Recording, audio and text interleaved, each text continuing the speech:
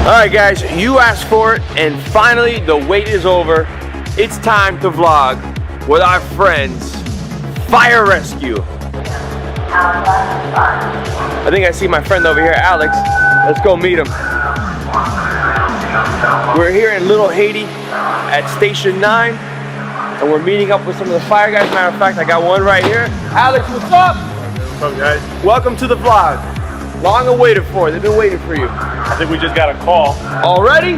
Already. Like that? I have to work.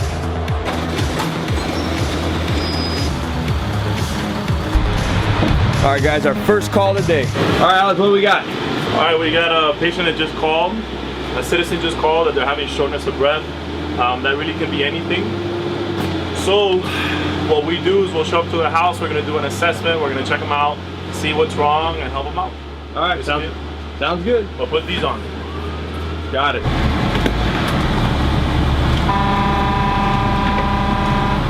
So what happens now? So now when we pull up to this person's house, what we're gonna do is get the boxes out of the side. We have a med box, trauma box, and an airway box. So since it's a shortness of breath, we're gonna get the airway box. We're gonna get some oxygen, bring it with us, some of the medications that we use when it's a shortness of breath, and then we're gonna check them out.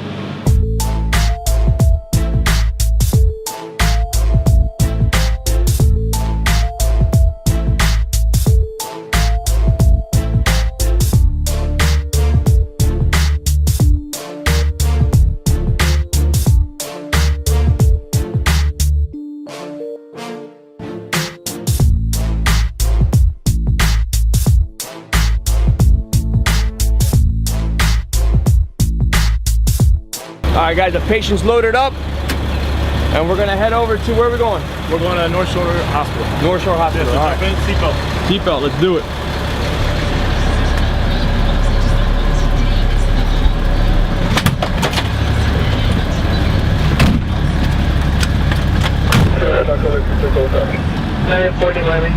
Rescue 29 in Miami.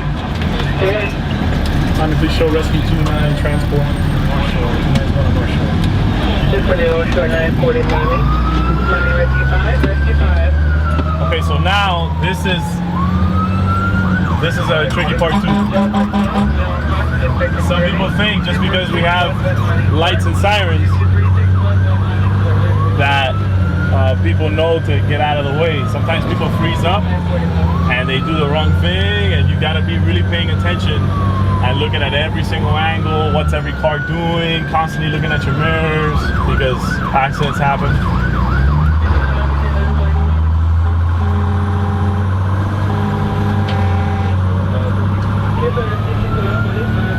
Sometimes we gotta do this. It's either get over here and block everybody off, or come against traffic, leave all these people alone.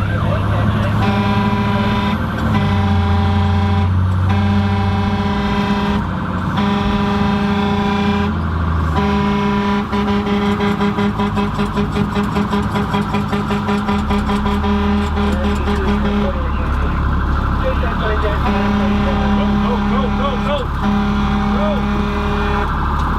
See what I mean? Yeah. Thank you, man.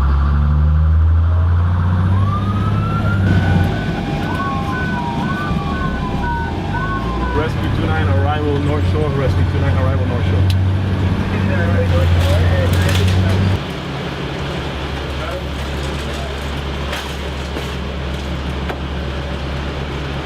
Due to HIPAA laws, we can't go inside, actually into the hospital. So what we're gonna do is we're going to wait outside with the truck, and when they come back, they'll debrief us and let us know what's going on. Here's inside the truck. So I'll stand by and stand fast. All good? He's good.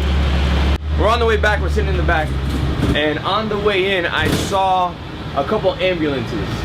So is this considered an ambulance? And if it's not, what's the difference between an ambulance and what we're in right now? Okay, so this is a rescue truck. This is Rescue 29. A rescue for the fire department responds to all emergencies. So in other words, if you call 911, what's going to show up at your house is not an ambulance per se, it's a fire rescue truck. They'll have firefighter paramedics from the City of Miami Fire Department there to help you out. And the difference between us and an ambulance is that ambulances are owned by private companies. They don't respond to 911 emergencies. If there's like an accident on the street, they can, you know, pull over and help out. But when you call 911, what's coming to you is us. You're not gonna get an ambulance. On the way back to the station, another call. So what happens? You said you're going to change out some equipment. Obviously, you guys have more equipment on standby. Okay. Yeah, we have extra. We still pack a lot of extra stuff here just in case whatever happens. We have to make sure we have what we need. But it's a good habit that when you're going, once we get back to the station, whatever we use, we'll go back and we'll top it off, make sure it's good to go. So on the way to the hospital, you were driving the truck, and now we're back here. So do you guys take turns? How does that work? Well, usually throughout the day, there's one person that's assigned to drive the truck, and you got somebody that's in the back that's supposed to be with the patient. But we have to adapt to what the emergency is. So the driver, who's also a paramedic like me, was on this side, and he was able to find a vein on this side. So rather than sit there and wait till he's done and then we leave, I just pick up what's the next thing to do. All right, man, and I'll drive. So I'll jump in the truck and then we'll take off.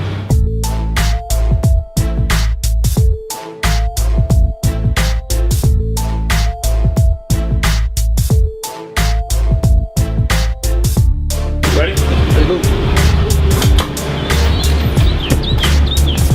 What do we got? Normal breathing. Got a lady standing outside. We'll see what she does.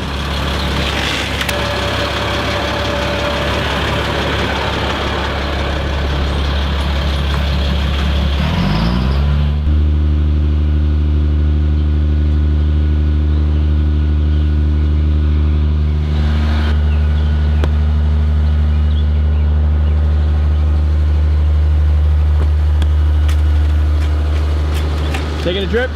No. Okay. He's okay, we checked him out, and he doesn't want to go, and if they don't want to go, we can't force him.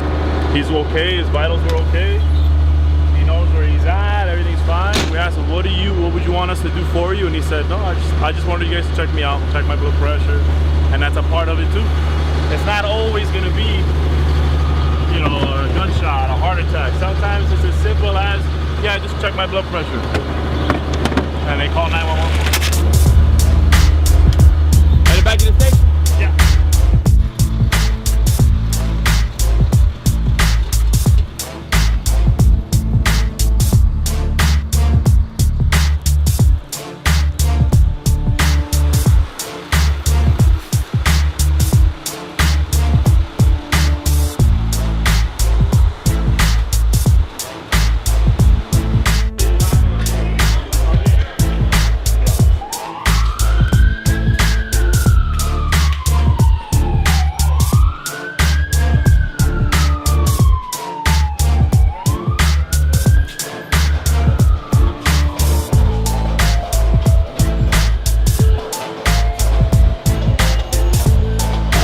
So guys, as you can see, this station is one of the busiest stations. We're in the north end. Alex, let me talk to you for a second. You're running around too much. All right, so tell me, how many trucks are actually stationed here, and how many, looks like you got a fire rescue vehicle, how many actual vehicles are stationed here? In this station, we have 4 vehicles. We have 2 rescues, an engine, and a quint. So each unit has a unit number that's assigned. So the call that came in, the reason why nobody else went, it was because they were on assignment for the quint. So the quint went. What's a quint? A quint is a fire truck, is a special fire truck that has a big ladder on the top of it with a nozzle. It can shoot water. And it's basically what we joke around. We say that a quint is lights and fans. It's full of all kinds of tools. Imagine a toolbox, a special toolbox. That's what pretty much all these trucks are. They're full of equipment. There's so much things that we have to carry in order to properly respond to every emergency. All right. I'm thinking it. I know they're thinking it. Where's the fire pole? We want to see the fire pole. At this station, at Station 9, we don't have a fire pole. But at other stations, we do have a fire pole. Station 1's got one, Station 7. This whole station's 1 floor, so no, Nick, we don't have a fire pole. Okay. All right, we're gonna have to slide down some kind of pole. You're in, looks like this is your uniform. Mm-hmm. And then, well, what about your suit? Where's your big suit? Where's your backdraft suit? You're talking my actual firefighter turnout gear. Okay. We keep that on the truck. Okay, so it's on the truck. Yes, sir. But it's I on the see truck. some back there. Well, here, the reason why this is hanging up is because we had a fire last shift or a few shifts ago. So once it's all wet and it's dirty, because, you know, fires, you get dirty, we have to clean it with a special machine that we have here, and we have a special dryer. So this here is, it's our special, it's called the Ram Air gear dryer. So, tell me a little bit about the equipment, the gear that you wear. So every firefighter has their own firefighter turnout gear. Okay. And it's assigned to you. Once you get hired and you get out of the academy, you have your own gear. It's got your name on it. And in the mornings when you show up, this station, this is our house. We live here for 24 hours. So when you, in the morning, we line up, and in the morning is when the captain will tell you what truck you're assigned to. Like today, I'm on the rescue, but this is Engine 9. This is Barbie Hoppy. She's one of our firefighters. She has it set up, so when she shows up, all she has to do is throw her boots on, she can throw her jacket on, you get dressed quick as possible, and then we're out the door flying. What's so special about these jackets? What's the deal? Let me know. Okay, so this is firefighter turnout gear. It's made out of special material. It's not fireproof, but it's strong enough that it'll buy us some time when we're inside of a fire, we're fighting fire, or we're looking for victims. It's got like a special stuff on the inside that helps keep the heat out. But like I said, it's not fireproof. Just because you have this thing on doesn't mean that you can't get burned. This stuff fails. We constantly have to check it. That's why we have to clean it so much, to make it, preserve it as much as we can. So in the mornings you get your assignments. That's kind of like, I guess, the equivalent to our roll call. Right. Yeah, more or less. And you're here for 24 hours? 24 hours. Wow. All right, Alex. I know what this is. Say no more. That's the flux capacitor. First, you turn the time circuits on. Seen it in Back to the Future. Let's move on. This isn't a flux capacitor. What do you mean that's not the flux capacitor? This isn't a DeLorean. This is a Engine 9 right here. Okay. This here is the driver engineer's panel. So the guy who drives this fire truck, that's a special position. It's called the driver engineer. So when we get to a fire, we don't just pull this hose and water automatically gets into it. When the driver is driving, he'll pull up. He has to jump out of the driver's seat and come over here, and this is where he goes to work. And again, it's not as simple as just pulling one of these levers and they get water. There's a lot of math involved. There's a lot of calculations that you gotta make. If we are having a fire in an apartment building and it's, you know, at the 5th floor, it's not just pulling this. It's gotta sit back and do calculations and find out how much pressure he needs to send through the line so the water can get to the end of the nozzle. All right. So there's a lot of stuff involved. So I'm guessing you don't need to go past 88 to get the water out of here?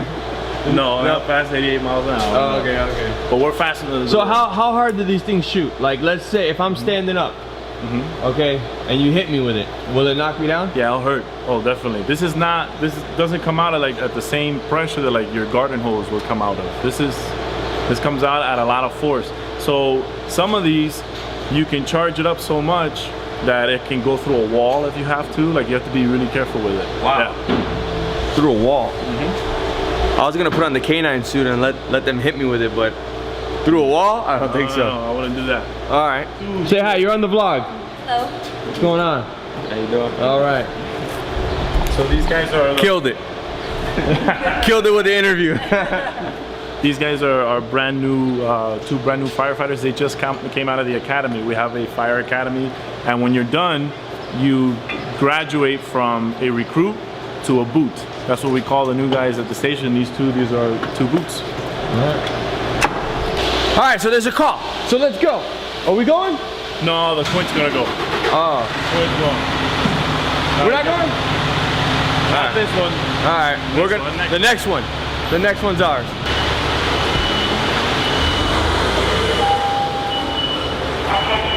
All right, Alex. So this is the Bay area. Yes, sir. Can we take a tour of the rest of the station? Sure, let's go. All right. So where are we headed? All right, so I'm gonna take you guys. This is the bay, so this is where we park all the trucks. Right. And then right over here, we got a door that takes us into the rest of the station. Okay, so this is our kitchen. Every morning, we all line up, we get our assignments, and then right after that, everybody chips in $20, and we all take turns cooking. And normally the one that cooks here is Pat, because he cooks really well. We'll go to the store, buy our groceries for the day, come back. It looks like today it's gonna be turkey burgers, so we'll see that. Turkey burgers Tater tots. and tots. All right, Alex, let's put you to the test. Because you said fire likes history, Yeah. right? Educate me. Give me something. What do you got? Well, what do you want to know? When was the first fire department created for the city of Miami? Well, our fire department was formally created July 17th, 1898. Wow. What it was a bunch of guys that got together, 5 men gathered in a bar in Miami, and they were upset because the insurance was so high. So the only remedy that they can come up with is to have a fire department. Back then, the majority of all the structures were all made of wood, which is why it was so high compared to the rest of the nation. But they got together, formed the fire department, and we've had many firsts. Like this picture right here, this is from 1904.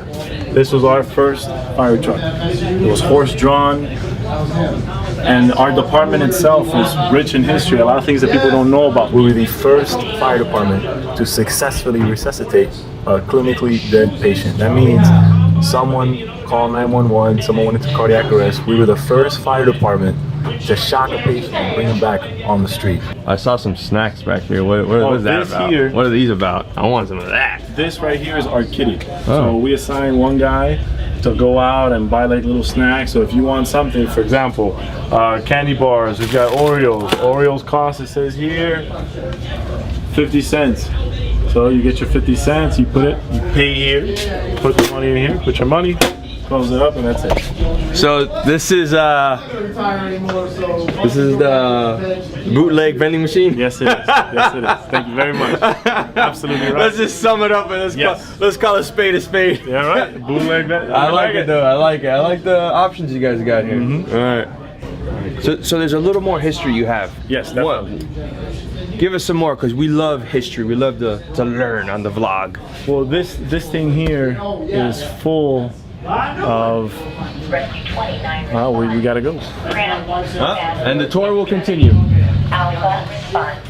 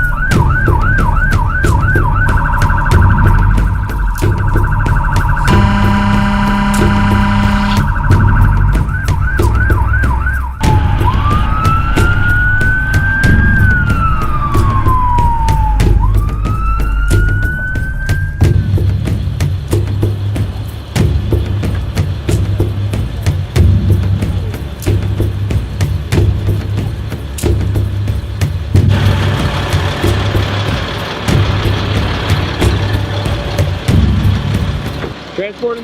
No. There was a girl, a 6-year-old little girl, who fell. Wasn't even abdominal pain. Okay. The little girl fell and she hit her leg, and they called her to check out, but she's okay. Okay, she's fine. Back at the station. Back at the station. All right. So, can we continue the tour? Because Yeah. I know they want to see. I think we only got to see the. I think they only got to see we got the kitchen, the history, the bay. We got a little bit of the bay. You guys said you work. How long is your shift? 24 hours. So 24 hours. You guys don't get tired throughout the shift? Or? See, Miami firefighters never get tired. Oh, okay. So, all right. I had to do it. It's All right. too easy. So, tell me what happens when you get tired. Well, we do have our resting quarters. Okay. I mean, there's like, I'll show you. You want to see it? Yeah, let's go take a look. Come on.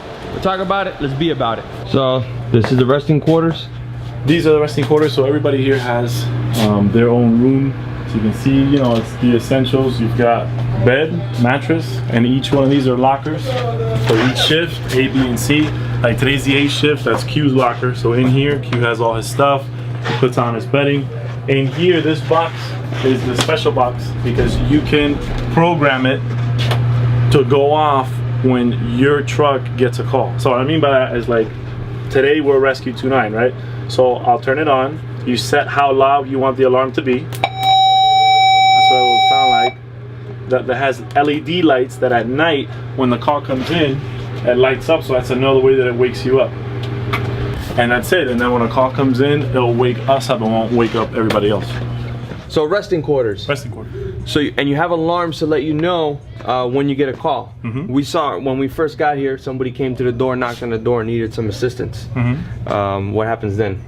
Oh, you mean like if we're all the way over here, Yeah. how will we know someone's ringing the bell over there? Yeah. Well, there's actually a special room over there. It's called the watchman's room, and it's the watch cage. Okay. And there's one person, we take turns every shift. One guy has to sleep over there. So if anybody rings the doorbell, anybody calls on the phone, he would get up instead of everybody having to get up. But sometimes people knock on the door because they're having an emergency. They don't have a cell phone. He can jump on and let everybody know over the speaker, hey, we got an emergency, and whoever it is will go over there and respond. And this is 24 hours, we're home away from home. So I mean, once we're done doing all the other stuff, doing our checkouts and all that, then you have your downtime, you can come in here. Like I know Hamler is learning Spanish. Hamler, say something in Spanish for everybody. Ah, oh man, aprendiendo español. Very good. Oh, very good. He's Very doing- good. Most important meal of the day. What are you making there? Cafecito. Cafecito.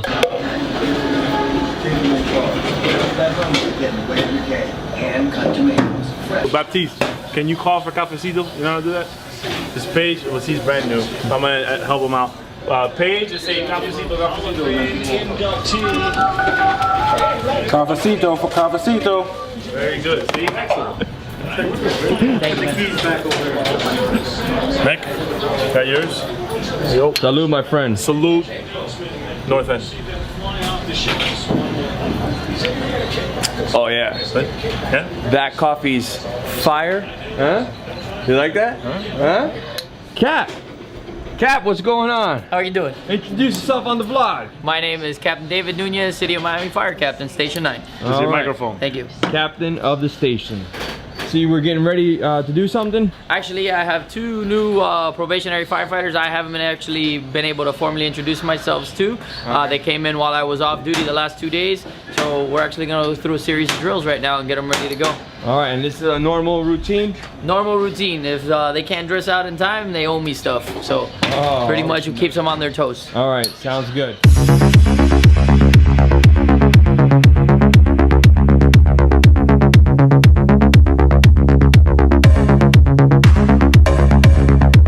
So for this, what it's simulating is being at the station, getting a call, and having to go from plain clothes into fully dressed, on air, ready to attack, ready to be able to fight fire.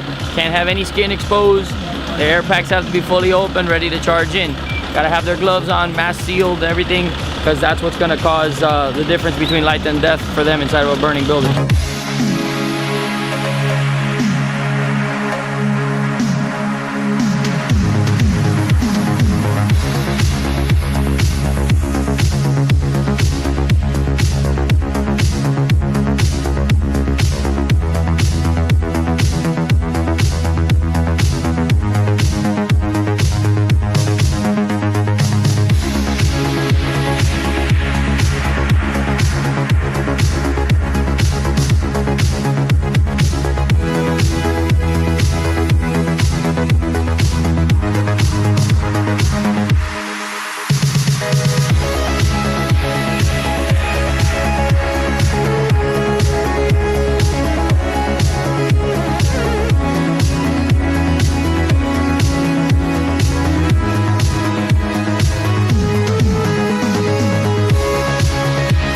They made it? They made it. All right. Outstanding.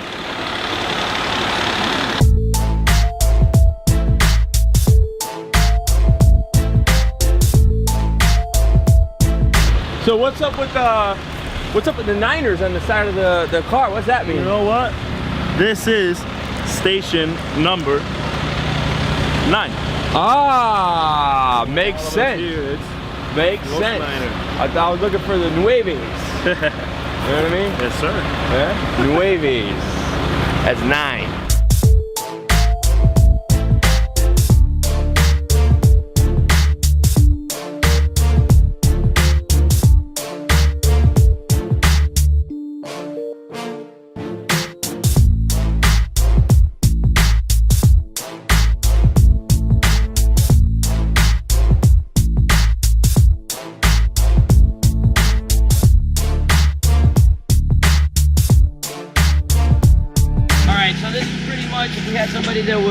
crushed into the side of a vehicle, we could go ahead and remove all the doors if we needed to, or just one door. Whatever the call dictates is how much we go. This would be, I've got major entrapment, or I've got some issues here where I'm having difficulty taking people out, or I've got multiple people. I'm gonna try and make as much area as I can open so that we can get to full access to the patient. When we're talking about vehicle accidents, some people may see, why aren't they just ripping them out? Well, our intent is we remove the wreckage from the patient, not the patient from the wreckage. I got you. We're looking at internal injuries, back injuries. We're trying to stabilize them as we go. So the car comes out more so than the patient coming out. Got you. So the last little bit we're gonna do is if our dash was crushed down, pinning somebody's legs, we're gonna go ahead and lift. So you'll see how that gets done as well.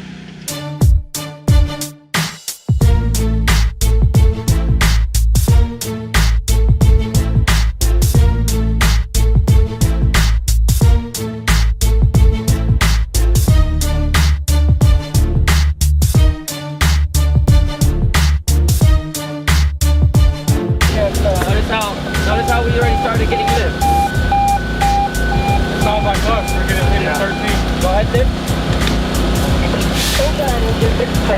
Fire, come on. Go. Let's go, back it up. Pick it up. What are you doing? Can't go. What you doing? Alex, what we got? We got a house fire now, but we got to put this stuff, help them put this stuff away so we can go. At least we're already dressed. All right, guys, so as you heard, house fire, just like that. Training's over, and we're gonna go do the real thing.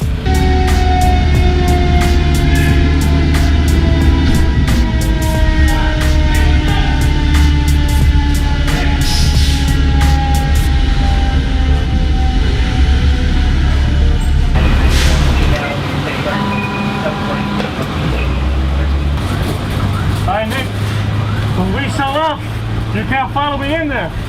Stay on the side, you can look around. You have a camera, though.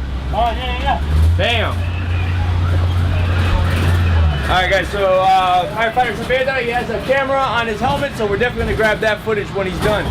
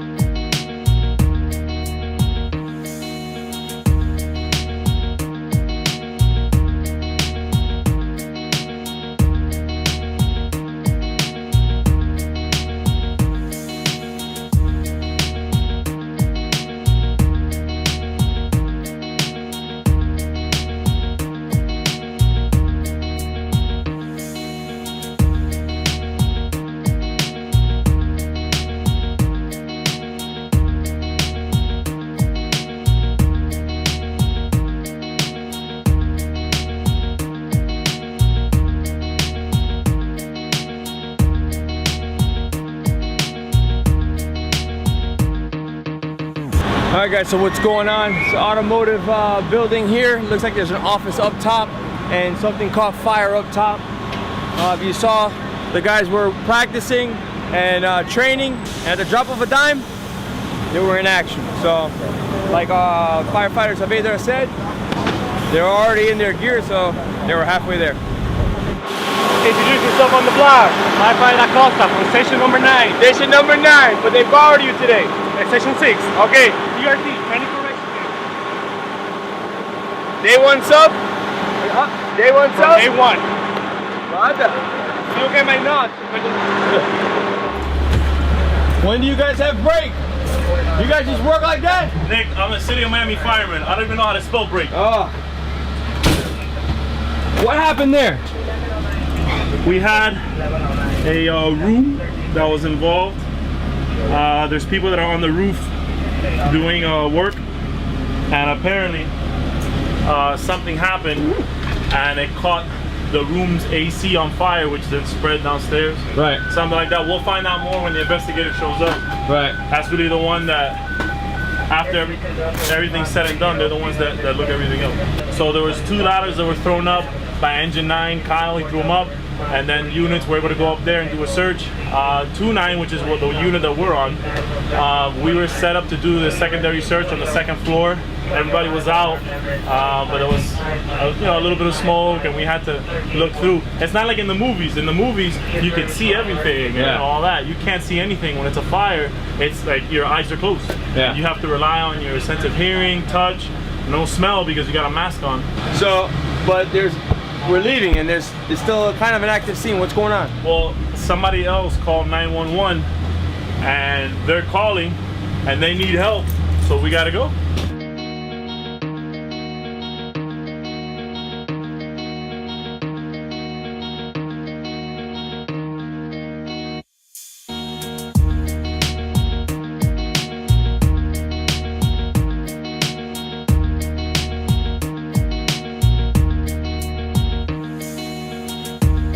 So what's the plan now, LT? All right, so now we pretty much had an action-packed day. We just had a fire. Right. I think you were able to see us go and respond to the fire. We had a second story, smoke and flame showing on the second story of a warehouse that was attached to a residential area right on the second floor. Right. After that, we put the fire out. We did our little secondary search, made sure the victims or no life was in there. Immediately while on scene, we had another rescue run. And that rescue run we just had was a gentleman with a previous history of pancreatitis, abdominal pain. So we took him to the ER. Our job never stops. All right, and now we're back at the station. What's the next move? Next move, we're gonna, since we're at the fire, we gotta make sure that going into fires, we always have to mask up and suit up like he did.